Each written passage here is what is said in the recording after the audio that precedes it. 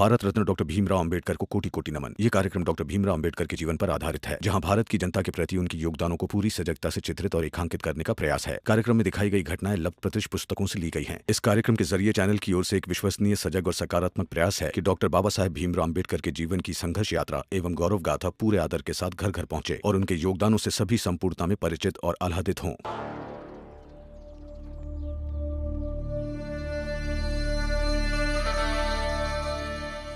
मनोहर, ये पूरन कहाँ काम करने जाते हैं?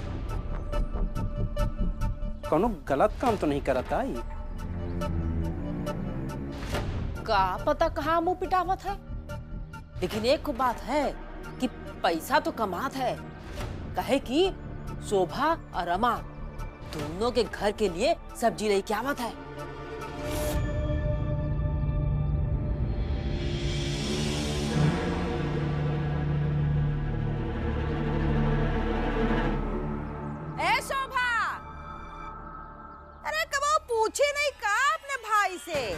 कि क्या काम करत है? हाँ, कहीं ऐसा ना हो भीम की सत्यवादी बातें मानने वाली शोभा भाई की 2 नंबर की कमाई से सब्जी खा रही है।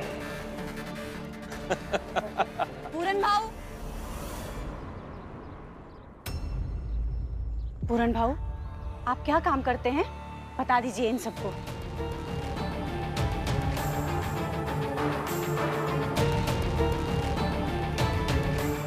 पहले क्रिकेट के मैदान में काम करता हूँ। कहा? गेंद और बैट पकड़े आवाज है तुमका?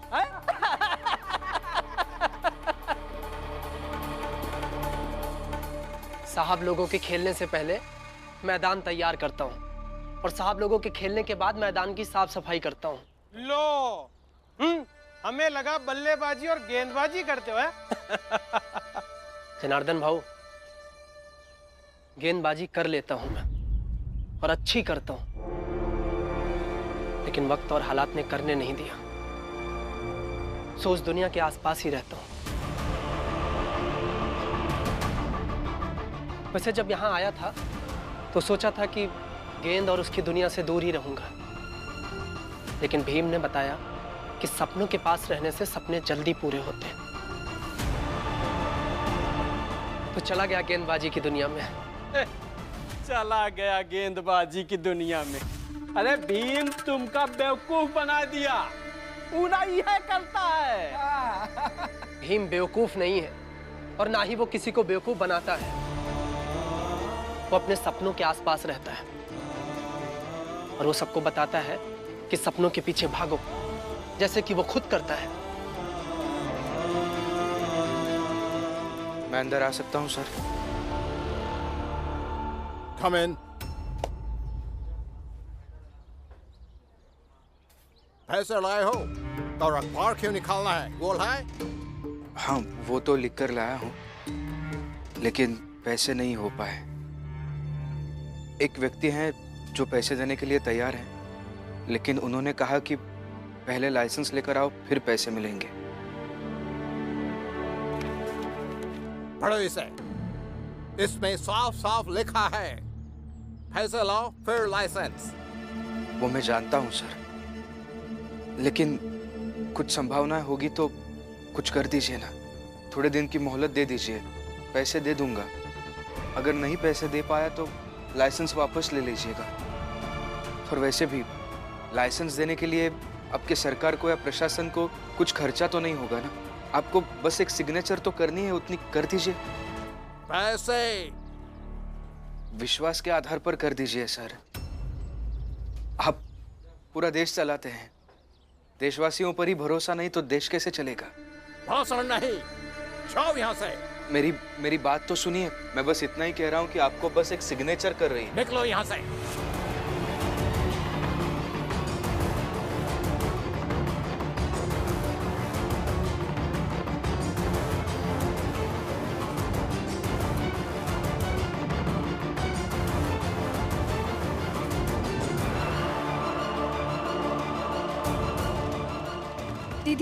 दीदी बुआ के लिए भाकरी बनानी थी, इसीलिए देर हो गई। अब हमें बाहर मत निकालिए।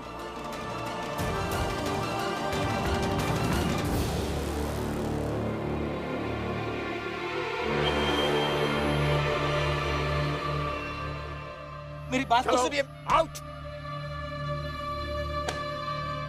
दोबारा देखना नहीं।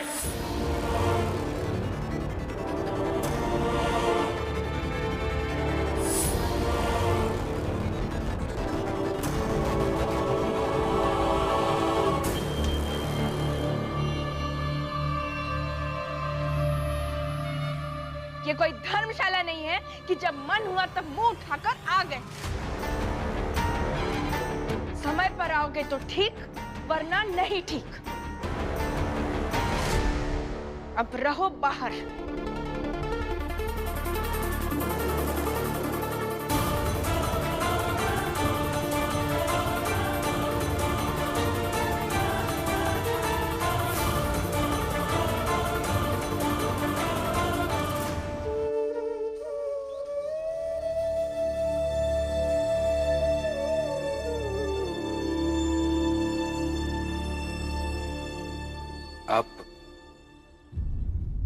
अब जाइए, मैं देख लूंगा आगे क्या करना है।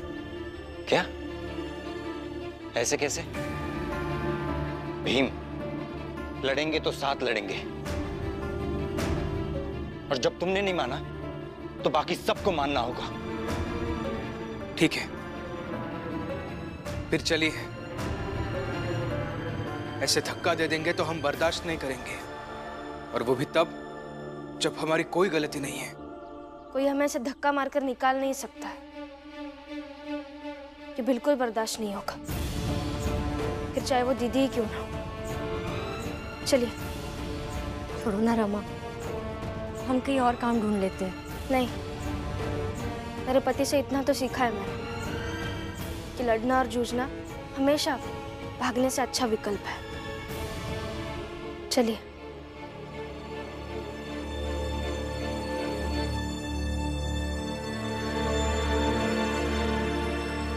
अंदर आ सकता हूं? निकाला ना अभी? तुम्हें समझ में नहीं आता है? नहीं, अब ये बात खत्म नहीं होगी सर। आप हमें कुछ दिन की मोहलत दे दीजिए प्लीज। नियम नहीं है तो कहां से दे दें? समझ में नहीं आता है तुम्हें? समझ कैसे आएगा? आपने समझाया मुझे जो मैं समझना चाह रहा हूं। आप अच्छे से समझाइए ना कि आपके हाथ में क्या है क्या नहीं है। अगर आपके हाथ में सब कुछ है तो आप करके दीजिए, अगर आपके हाथ में कुछ नहीं है तो मुझे बता दीजिए कि किसके हाथ में है नियम बदलने का प्रावधान। मैं उससे जाके मिलूंगा। ये धक्का मारकर समझाने का क्या तरीका था आपका? मुझे पसंद नहीं आया। फिर से धक्के मारकर निकालूंगा तो मैं फिर से आ जाऊंगा। आपके इस टेबल पर की फाइलें खत्म हो जाएंगी, आपकी हिम्मत खत्म हो जाएगी, लेकिन मैं आना छोड़ूंगा नहीं। इसलिए कह रहा हूं, मुझे अच्छे से समझाइए, जो मैं समझना चाहता हूं तो मैं निकल जाऊंगा। निकालते निकालते थक जाएंगे आप, लेकिन हम आते रहेंगे, और तब तक आते रहेंगे जब तक साहब नहीं आ जाते। आज साहब से बात करनी ही होगी। क्या बात करेगी? साहब जब आएंगे तब आप खुद देख लीजिएगा। बस विश्वास कीजिए कि कुछ सार्थक बातें ही करेंगे, क्योंकि मैं भीमराव अंबेडकर की पत्नी हूँ।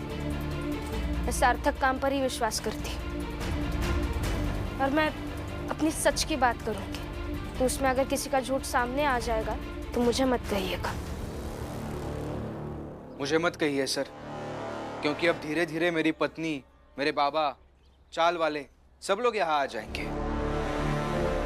इसलिए कह रहा हूँ, मुझे अभी साफ साफ बता दीजिए कि आपके हाथ में क्या है क्या नहीं है। अगर आपके हाथ में कुछ नहीं है तो ये बता दीजिए कि मुझे कहाँ से क्या लाना होगा।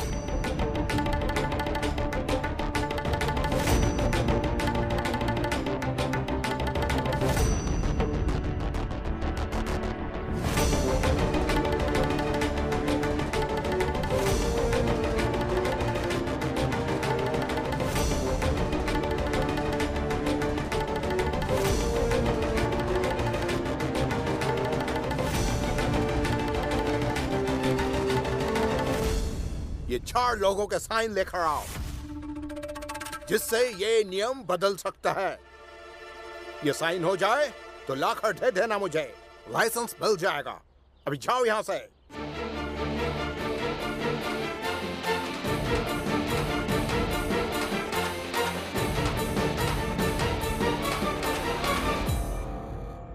और ये 4 लोग कभी साइन नहीं करेंगे। जिंदगी बीत जाएगी और कभी कुछ नहीं होगा।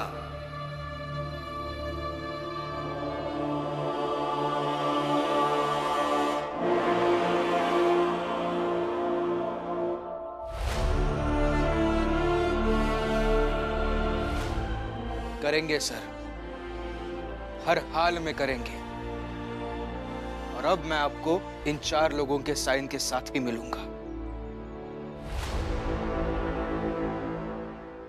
मुझे धमकी दे रही है रमा? धमकी नहीं दे रही हूँ, मैं बता रही हूँ कि हम क्या करने वाले हैं। और आपने अगर हमें अच्छे से काम करने नहीं दिया ना दीदी, तो हम जो करना है कर ले। मालिक आएंगे तो बाहर से ही आएंगे ना, तो मिल लेना उनसे बाहर ही।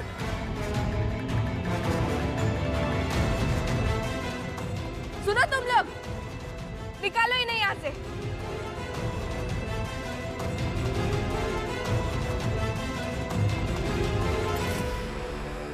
ये क्या कर रही है आप? अरे हाथ छोड़िए। अरे क्या कर रही है, हाथ छोड़िए।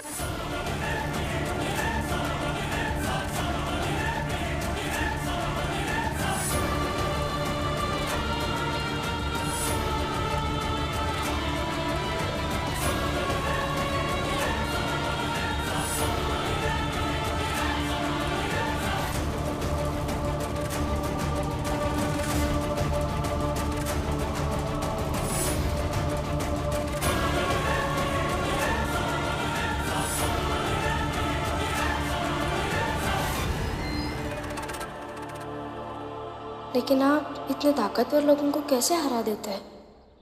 किसी व्यक्ति की हार और जीत उसके दिमाग की ताकत से तय होती है। अगर किसी को अपने नुकसान का बहुत डर लगने लगे तो वो लड़ेगा ही नहीं, तुरंत हार जाएगा। जैसे इस समाज के सामूहिक दिमाग में किसी तरह से ये बात बैठ जाए कि हमारी जात के दूर होने से उन्हीं का नुकसान होगा, तो कल तुरंत हमारी ये लड़ाई खत्म हो जाएगी। वो लोग हमसे लड़ेंगे ही नहीं, बल्कि हमें स्वीकार कर लेंगे और खुद के ही बनाए गए आदर्शों के समक्ष हार जाएंगे। कभी ना कभी आपका ये तरीका भी आजमाने की कोशिश करूंगी मैं।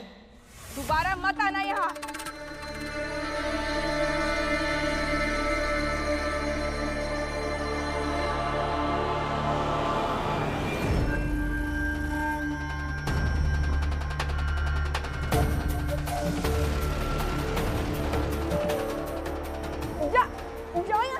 दीदी, अगर हमारी नौकरी नहीं रही ना, तो मैं आपकी भी नौकरी रहने नहीं दूंगी। और ये मेरी जिद है। मैं भीमराव अंबेडकर की पत्नी होने के नाते लड़ाइयाँ हारती नहीं, और ये आप भी जानती है।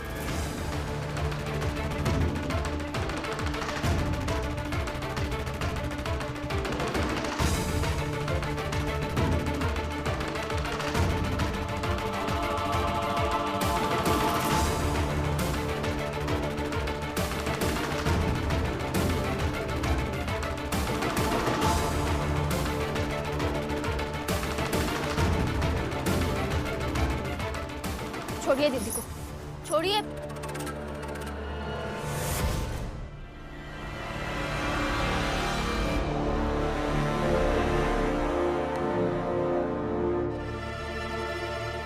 चलिए।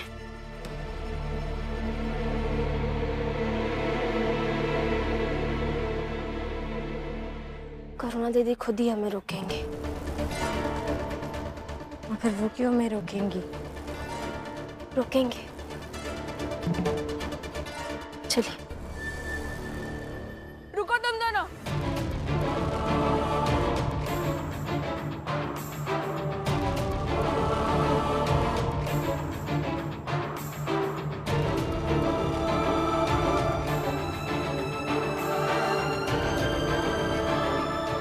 चलो जाओ, अपना अपना काम करो।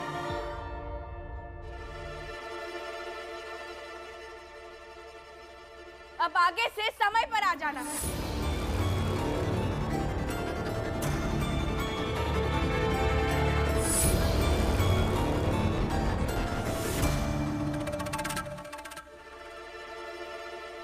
दीदी से गले लगा के तुमने ऐसा क्या कहा? बाद में बताऊंगी।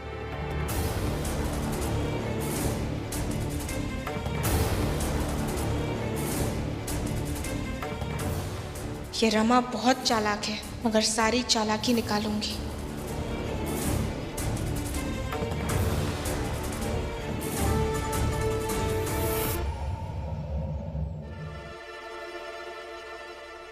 अरे कैसे होगा? वो चारों लोग साइन करेंगे कैसे? सेठ जी, भीम कुछ ना कुछ तरकीब निकाल लेगा। अरे कैसे तरकीब निकालेगा? वो चारों लोग हैं ना, बहुत खड़ूस किस्म के लोग हैं, ढंग से बातें भी नहीं करते, सुनते नहीं है। अनुभव है मेरा। फिर तो आपके सारे अनुभव हमारे काम आएंगे सर। इतना आसान नहीं है। आसान तो कुछ भी नहीं है सर। जब हमें ऑफिस से धक्के मारकर निकाल दिया गया और हमने सोचा कि हम कुछ नई मंजिल हासिल करेंगे, तब वो भी आसान नहीं था। और जब अनंत मुश्किलें हो और अनंत सपने हो, तो हिसाब सिर्फ सब कुछ कैसे पाए इसका करना चाहिए। हम क्या क्या खो सकते हैं, कितनी पीड़ा होगी, इसके बारे में नहीं सोचना चाहिए। बताइए सर, वो सब बताइए जो जो आप जानते हैं, और बताइए कि वो चारों साइन कैसे करेंगे।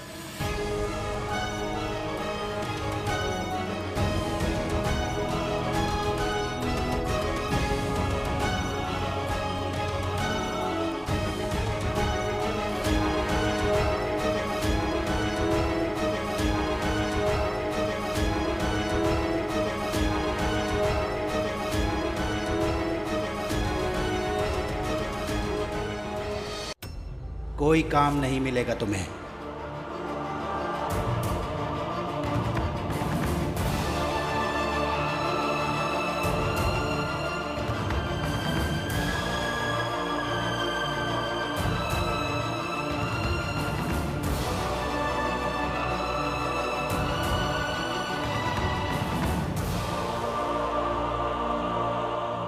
अरे बस, बहुत हो गया।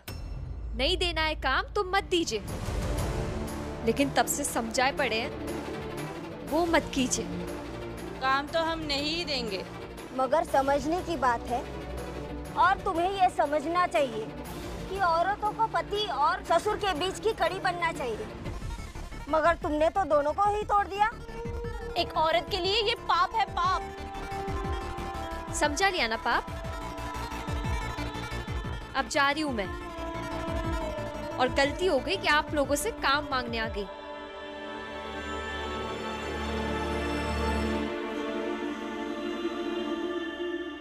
चलो मेघनाथ जी को बता के आते हैं। आज उनकी बहू हमारे मोहल्ले में काम मांगने आई थी और हमने उसे काम नहीं दिया।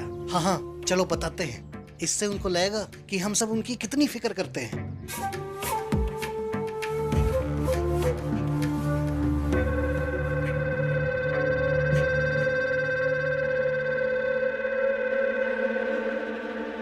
मेघनाथ जी, आपका ये प्रस्ताव मुझे छल ज्यादा लग रहा है, तो ये पैसे लीजिए और जाइए, हमें हमारे हाल पर छोड़ दीजिए।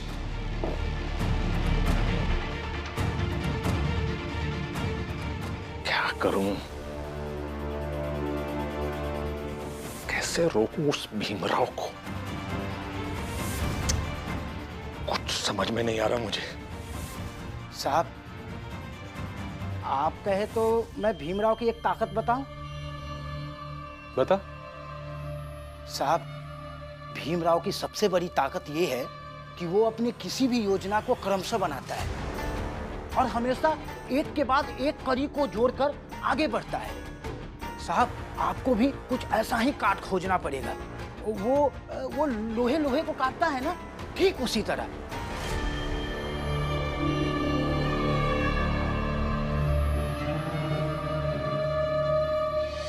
तू कहना क्या चाहता है? थोड़ा साफ साफ विस्तार से बता। देखिए साहब, वो भीमराव अभी अपना पूरा ताकत से लड़ाई लड़ रहा है। किस लिए? लाइसेंस पाने के लिए। और मैं कहता हूं साहब कि आप अपनी पूरी ताकत लगा दीजिए कि भीमराव को लाइसेंस ना मिले। अगर आप एक जगह पर अपनी पूरी ताकत लगा देंगे तो भीमराव तो ऐसे भी संभल नहीं पाएगा साहब। सही, सुंदर, अति सुंदर। क्या बढ़िया उपाय सुझाया तूने। ठीक है, मैं लाइसेंस के दफ्तर में जाकर लाइसेंस देने वाले अधिकारी से मिलता हूं। ये सही रहेगा। मेघनाथ जी,